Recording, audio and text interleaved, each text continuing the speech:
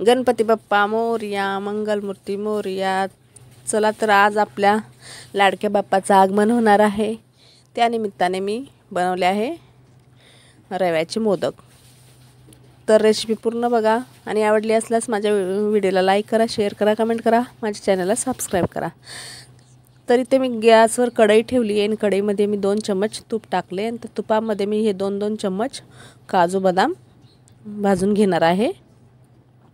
आता ही मोदकाची रेसिपी खूप सोपी आहे आणि चवीला पण खूप छान आहे आणि पटकन होणारी रेसिपी आहे.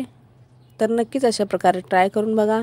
आता छान खरपूस रंगाचे होईपर्यंत हे काजू आणि बदाम याच्यात भाजून घ्यायचे आणि एका प्लेटमध्ये काढून घ्यायचे. आता इथे मी थोडे मनुके पण घेतलेत, पण मनुके नाही भाजायचे आहेत.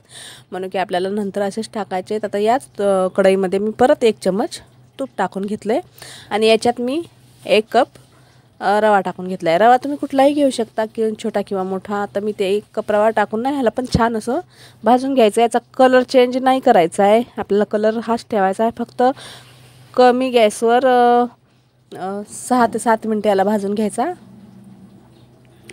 मिक्स करत भाजून घ्यायचा आहे. बघू शकता हे असा.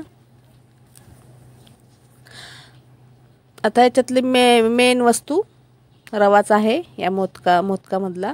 आता इथे काय करायचं, गॅस बंद करायचा आहे. आता ही कढई पण गरम आहे आणि रवा पण गरम आहे. तर अशामध्येच आपल्याला अर्धी वाटी पिठी साखर टाकून घ्यायचा आहे. ज्या कपाने मी रवा टाकला आहे त्याच कपाने मी अर्धा कप पिठी साखर टाकून घेतली आहे. आणि इथे काय करायचं आहे, गॅस आपल्याला चालू नाही ठेवायचा आहे, बंद करायचा आहे.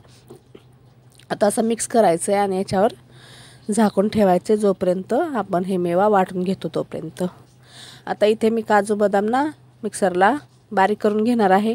पाहिजे तर तुम्ही आबडधोबड पण ठेवू शकता, मी थोडं बारीकच केले.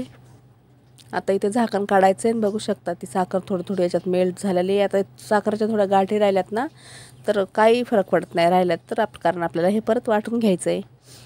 आता काय करायचं आहे, हा रवा आणि साखर भाजलं होतं ना, हे मिश्रण ना मिक्सरला काढून घ्यायचे. तुमच्याकडे जर मोठं भांडं असेल मिक्सरचं तर तुम्ही एकदाच हे वाटून घेऊ शकता. आता मी 2 वेळेस करून वाटून घेणार आहे. आता इथे मी अर्धी वाटी दूध पावडर घेतलं आहे, मिल्क पावडर. आता इथे त्याच्यामध्ये मी अर्धा चम्मच इलायची पावडर टाकत आहे.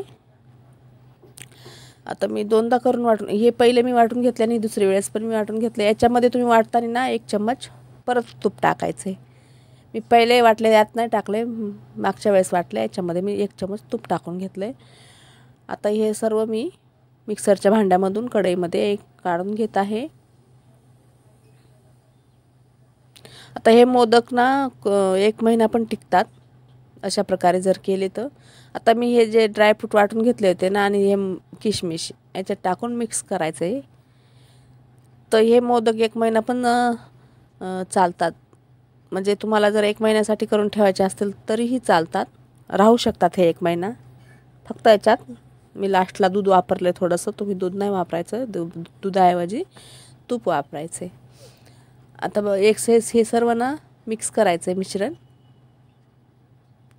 आता बघू शकता मी याच्यात ना 1/2 कप दूध घेतलं आहे. तुम्हाला जर दूध जास्त वेळ टिकवायचे असतील हे मोदक तर तुम्ही दुधाऐवजी तूप टाकू शकता. याच्यात परत 2 चम्मच. सगळं मिळून आपण 4 चम्मच तूप टाकलं होतं, तर लास्टला असं 2 चम्मच टाकायचं आणि मिक्स करायचं आहे. आता मी याच्यात तुपाऐवजी दूध टाकले आणि मिक्स करून घेत आहे. बघू शकता किती छान मिक्स झालेलं आहे. आता आपल्या लाडक्या गणपती बाप्पासाठी ना वेगवेगळ्या प्रकारचे मोदक सर्वजण बनवतात नैवेद्यासाठी. तर तुम्ही अशा प्रकारे पण 1 वेळेस नक्कीच बनवून बघा.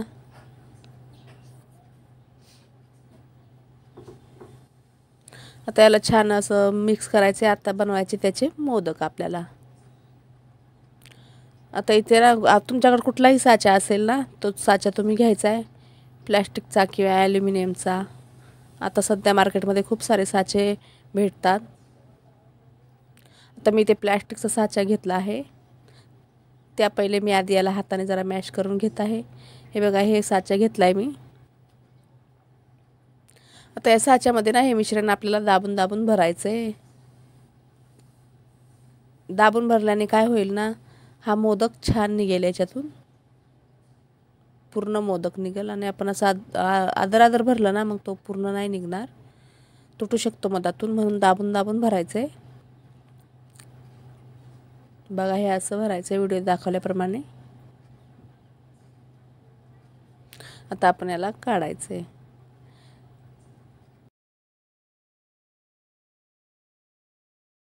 बघू शकता किती छान सुबक सुंदर मोदक दिसत आहे. हा मोदक जेवढा सुंदर दिसत आहे ना तेवढाच चवीला पण खूप छान झालेला आहे. तर तुम्ही गणपती बाप्पाच्या नैवेद्यासाठी ना एक दिवस अशा प्रकारे मोदक नक्कीच ट्राय करून बघा.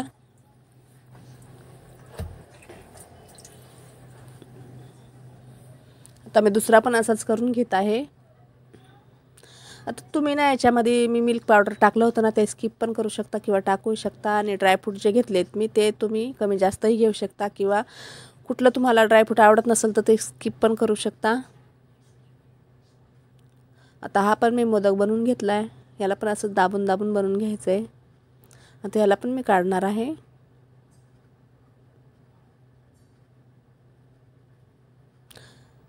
हे बघा किती छान दिसत आहे.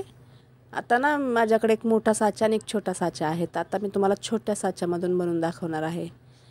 तर तुम्हाला काय करायचं, जास्त जर मोदक बनवायचे असतील किंवा बाहेर गणेश मंडळामध्ये द्यायचे असतील किंवा कुठे दुसरीकडे पाठवायचे असतील तर ना असे छोट्या प्रकारचे मोदक खूप छान दिसतात आणि खूप सारे होतात. तर तुम्ही असे छोटे पण बनवू शकता. तर मी छोटा पण बनवला, तसंच बनवायचं जसं आपण मोठ्या याच्यात साच्यात बनवला होता तसाच बनवायचा छोट्या साच्यात, पण फक्त हा मोदक थोडासा छोटा दिसेल आणि दिसायलाही खूप सुंदर दिसेल. तर अशा प्रकारे नक्कीच ट्राय करून बघा. आणि मी इथे रवा घेतला आहे ना, तर तुम्ही रव्याऐवजी ना तुम्ही रव्याऐवजी गव्हाचं पीठही वापरू शकता किंवा चण्याचं पीठही वापरू शकता. तर बघू शकता किती छान मोदक दिसत आहेत. मी इथे 1 कप रवा वापरला आणि त्याऐवजी तुम्ही 1 कप गव्हाचं पीठ किंवा 1 कप बेसन असंही घेऊ शकता. रवा स्किप करू शकता, पण मी ते रवाचे बनवलेत. आता बघू शकता किती छान झाले ते मोदक. तर माझी ही रेसिपी बनवून रेडी झालेली आहे. तुम्हाला ही रेसिपी आवडली असल्यास माझ्या व्हिडिओला लाईक करा, शेअर करा, कमेंट करा, माझ्या चॅनलला सबस्क्राईब करा. चला तर भेटूया परत एका नवीन व्हिडिओमध्ये नवीन रेसिपी घेऊन. बाय. जय महाराष्ट्र. गणपती बाप्पा मोरया. मंगलमूर्ती.